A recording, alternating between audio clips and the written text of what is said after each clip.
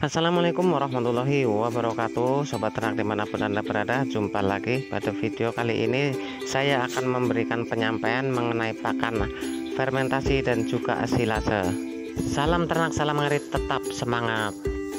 Jadi kawan, begitu banyak pertanyaan yang muncul di grup-grup WA ataupun di sosial media lainnya mengenai pakan fermentasi dan pakan silase. Banyak yang menganggap pakan fermentasi itu adalah silase. Sebenarnya di sini ada perbedaan kawan.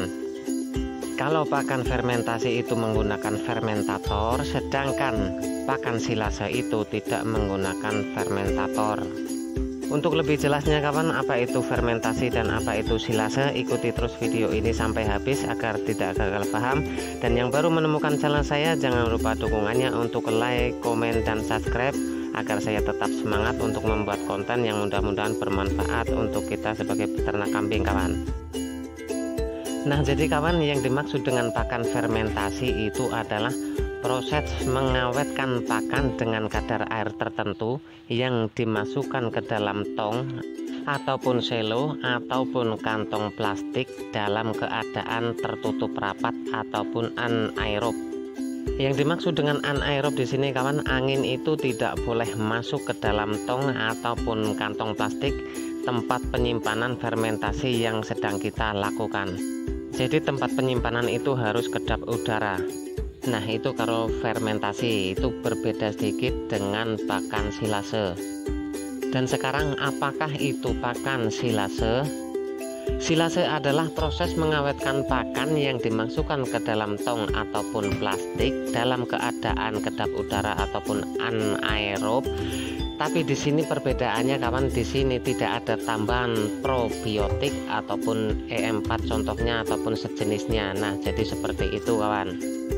Jadi perbedaan fermentasi dan silase itu kawan pada fermentatornya kawan. Kalau fermentasi kita berikan fermentator, sedangkan silase kita tidak memberikan fermentator. Karena silase menggunakan mikroba alami ataupun fermentator alami yang dihasilkan dari rumput ataupun bahan yang kita silase itu sendiri. Dan tujuannya itu sama kawan antara silase dan fermentasi, yaitu agar supaya bisa disimpan dalam waktu yang lama dan tidak mengurangi kandungan dari nutrisi yang dikandung dalam rumput ataupun apalah yang kita buat dalam bentuk fermentasi ataupun silase. Bahan kering ataupun basah kawan, kita bisa membuat ataupun menjadikannya pakan silase ataupun fermentasi. Tetapi kalau dedaunan yang kita silase terlalu basah, kita bisa mengurangi kadar airnya dengan melayukan dulu. Dan kalau bahan yang mau kita buat fermentasi ataupun silase itu terlalu kering, itu kita bisa menambahkan air agar supaya menjadi lembab. Contohnya pembuatan fermentasi tumpi jagung ini kawan, saya menambahkannya air agar menjadi lembab karena kunci keberhasilannya itu kadar air dan anaerob.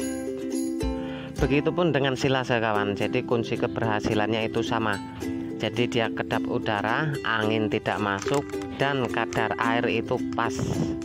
Jadi rumput ataupun rambanan yang akan kita buat silase itu kita layukan dulu agar kadar airnya tidak terlalu tinggi. Kalau kadar airnya terlalu tinggi, kita bisa menambahkan bahan kering, misalnya tumpi jagung ataupun dedak padi dan lain-lain yang bisa mengurangi kadar air dari bahan yang akan kita silase. Dalam pembuatan silase ini kawan, menurut saya tidak terlalu susah ataupun tidak terlalu rumit, karena bahan yang kita punya misalnya tepung jagung ataupun daun indigo vera, kita tinggal mencacahnya ataupun mencopernya. Dan tujuan mencoper itu agar ukurannya menjadi kecil sehingga ketika dimasukkan ke dalam plastik ataupun tong itu bisa menjadi padat dan rapat, dan angin itu tidak mudah masuk dalam tong ataupun plastik tempat penyimpanan silase ataupun fermentasi itu kawan. Yang terpenting, daun yang akan kita buat silase ataupun rumput yang akan kita buat silase itu kita layukan dulu sebelum kita membuat silase untuk mengurangi kadar air yang dikandung di dalamnya. Aromanya pasti harum kawan ketika fermentasi ataupun silase yang kita buat itu berhasil. Dalam pembuatan silase ini kawan, kita juga bisa menambahkan molase ataupun tetes tebu, garam ataupun mineral, asalkan tidak ditambah dengan probiotik ataupun fermentator. Itu namanya masih tetap silase, justru itu akan menambah nutrisi yang dikandungnya dan juga menambah aroma harum yang dikeluarkan dari molase itu sendiri kawan. Tetapi di sini kawan, kambing yang belum terbiasa pakan fermentasi ataupun silase itu perlu adaptasi untuk beberapa hari, perlu pembelajaran di sana agar kambing mau dan terbiasa dengan pakan fermentasi ataupun silase. Jadi kambing ataupun ternak kita yang baru mengenal pakan fermentasi ataupun silase itu tidak serta-merta langsung mau. Jadi butuh ketelatenan kita dan kesabaran kita untuk melatihnya untuk beberapa hari, mungkin sekitar 2-3 hari baru kambing kita mulai doyan dan terbiasa dengan pakan silase. Nah, itu tadi kawan penyampaian dari saya tentang pakan fermentasi dan silase versi saya. Apabila ada kekeliruan saya mohon maaf.